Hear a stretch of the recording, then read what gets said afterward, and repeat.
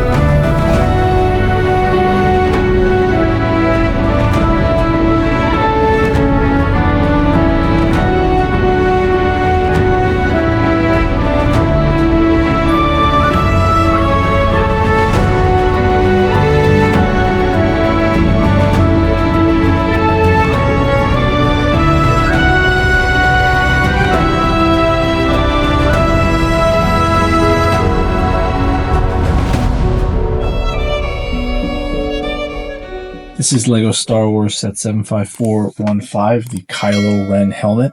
This is one of the new sets, Kylo Ren series sets that's come out just in May of 2025. This set comes with 529 pieces and retails in the US for $69.99. This is the first helmet I've actually built in almost a year now. I was under the impression that they might not do any more of these helmets, but they've obviously released a couple since then. One of the nice things about this is obviously there are no stickers in this set, which is was really fun to build this. There's a lot of cool design pieces, the way they've pre-printed these these side pieces around the face of the mask. That's really one of the interesting things is most of these other helmet pieces comes with a Kylo Ren placard here. The build itself was pretty straightforward. I mean, just like all the other helmets, you build the base and then you build the sides, the top, and the front. So there really wasn't anything special here as far as, the design the building process. It was anything different or new from all the other helmets that I built. But I'd say, it does look pretty accurate to the real thing. I think, I'm a fan of the original Star Wars. I'm a fan of the Kylo Ren character, and I think that this is a nice display piece. It definitely goes well with all the other helmets. Kind of reminds me a little bit of the Darth Vader helmet, which I think is the best Star Wars helmet of all.